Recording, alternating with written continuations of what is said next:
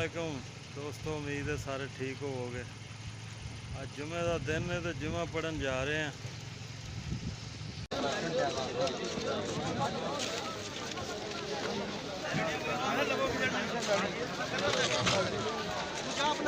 जल्दी करो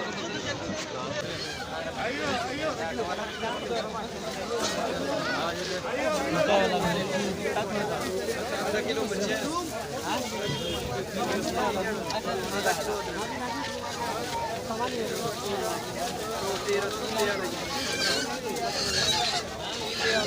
ريال خبطين دي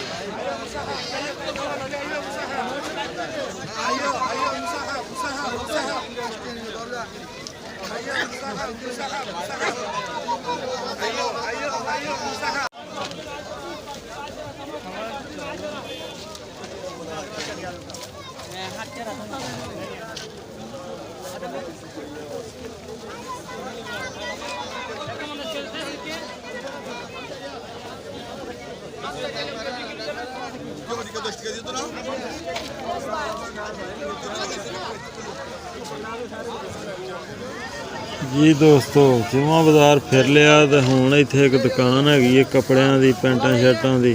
उत्थों कोई ट्राउज़र वगैरह लैना ते काम वास्ते ते वो इत्थे एक शाप हैगी है। जुमे तो बाद आया शाप ते इत्थों देखने ट्राउज़र ते वैल्डिंग दे काम ते तुहानूं पता भी है जल्दी फट जांदे ने। ते यह शाप है जी, ट्राउज़र है ने।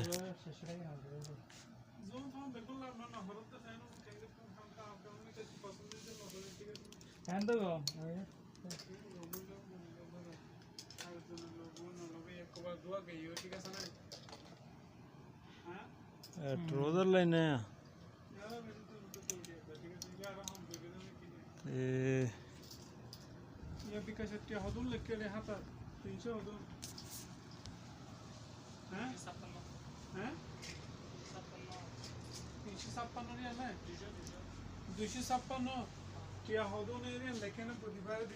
जुतियां भी हैगियां इत्थे।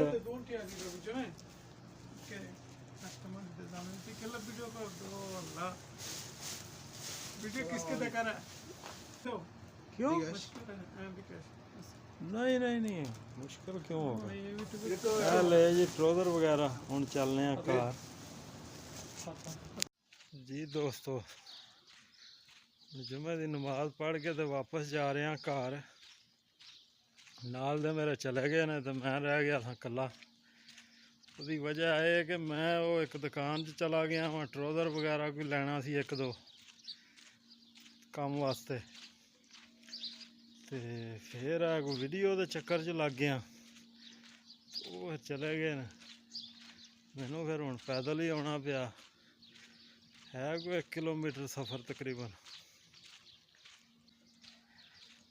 मैं क्या रस्ते का माहौल भी तुहानूं विखांदा जावां ते गल्लां गल्लां च मैं घर पहुँच जाना।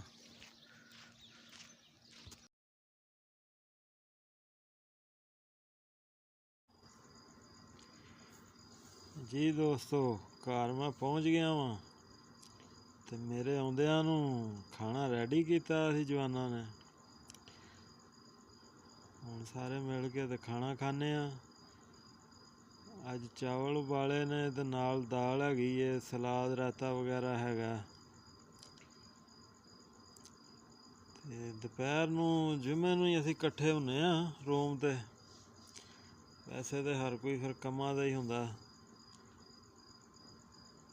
ते वीडियो अच्छी लगी तो लाइक कर दिया जे, चैनल मेरे नूं सबसक्राइब कर दिया जे। ते मिलदे हैं अगली वीडियो च। अल्लाह हाफिज़।